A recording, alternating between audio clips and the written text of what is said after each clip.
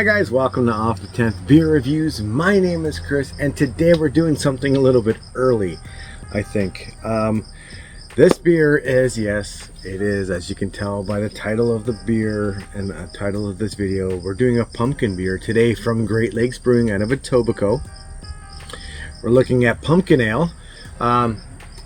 Full disclosure, I've had this before many times. Actually, I just recently had this one, and I was on a live chat with Shane, and then we ended up talking with Rajay and Ginger Yeti and Brian the Beer. Dave's TV was there, but I missed him before. I didn't have a chance to talk to him before he got offline.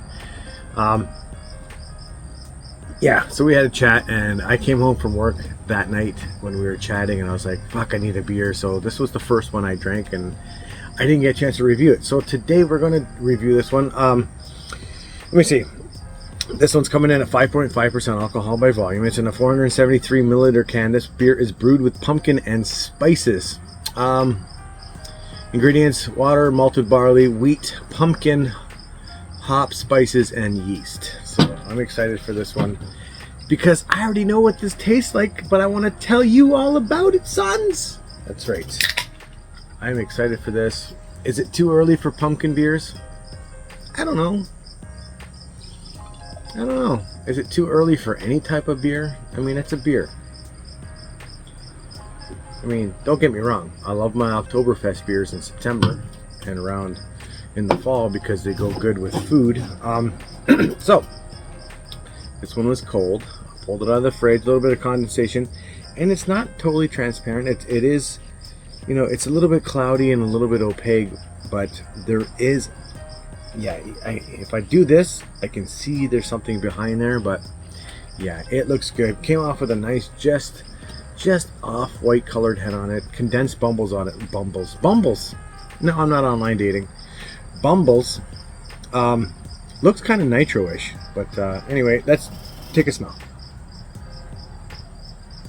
See, the spices are coming through on basically every pumpkin beer I'm going to review on this channel is all pretty much probably going to start smelling the same, unless you start bringing in lactose or adding some vanilla or something like that. I'm just going to probably pick up the same things here. Yeah, you've got the nutmeg, you got the pumpkin spices in general. It smells almost like, it almost smells like I went over to Starbucks or Tim Hortons and I picked up a pumpkin spice something, and that's what I'm getting from the nose on this one. Yeah, it smells good. There's a hint of a little bit of a sweetness to this. I know it's hard to perceive the sweetness through your nose, but from what I think is going to be sweet, that's what I'm picking up on this. But I want to drink this one because I already know what it tastes like, and I just want to tell you all about it. So cheers, guys. Let's do the first pumpkin beer online this year.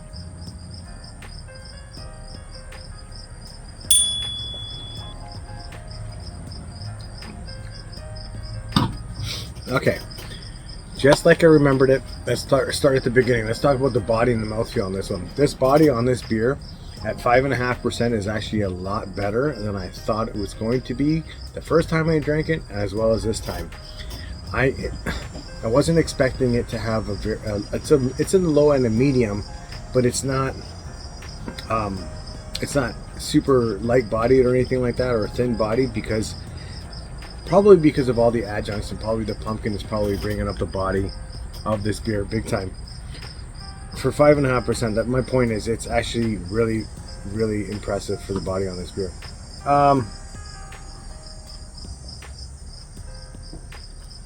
Carbonation's good. Carbonation is nice right up front. Little spritziness, and then it smooths right out. Almost goes into a creamy kind of finish on this beer. I'm gonna end up drinking this probably the whole thing on camera, maybe. Let's talk about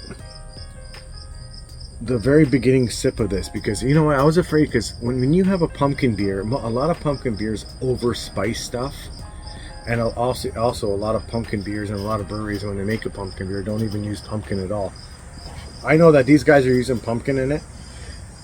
And the spices that they added to this are not overbearing. It's a very well balanced pumpkin ale spice ratio, if that makes any sense to anybody.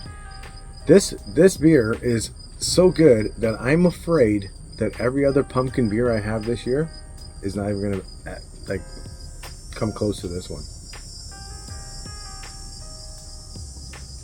Yeah, this is very well balanced. There's a touch of sweetness at the beginning, and then the spices kick in with the pumpkin flavor as well, and it's just so nice. It actually tastes really, really like I kind of want to have a pumpkin pie beside me to pair it up with this beer, because I think that would just go hand in hand for sure. Okay, let's talk about what I'm tasting in the beer. Okay, which I've pretty much given away anyway. On the taste, you're picking up that pumpkin, but it's like an over-ripened pumpkin. I don't know how many people here eat over-ripened pumpkins, but when I carve a pumpkin or doing something for Halloween, you take a bite of the pumpkin, whatever you can, take a bite of the pumpkin that's closer to the actual rind of the pumpkin, and it becomes a little bitter, a little bit like not spicy, but just bitter and kind of like that's not ripe enough. But if you actually take, not the guts and all the stringy shit, but if you go to a nice dark orange part of the flesh of a pumpkin, it actually tastes really nice. And that's basically what they're using in pumpkin pie and all that glorious stuff. That's what you're picking up in this beer. You're picking up a good pumpkin over-ripenedness in this, as well throwing on top motorbikes going by.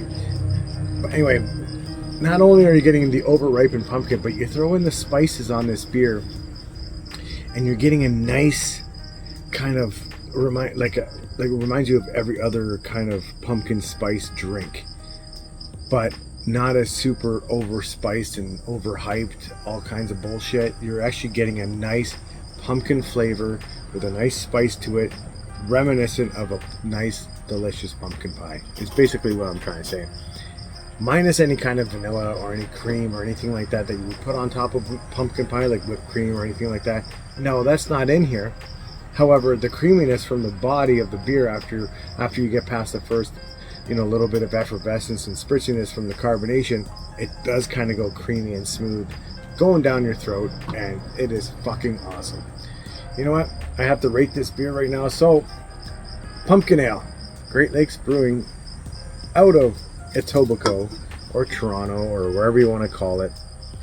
This is good. I'm gonna have to score this year's version. I don't think I don't really remember if I did a review last year of it, but I have reviewed this beer before, and I'm gonna have to score this one. This is probably the best version that I've had from these guys, and I'm gonna have to score it with that in mind. So you know what, out of 10, I'm gonna give this one, it's good. I'm gonna give this a 9 out of 10.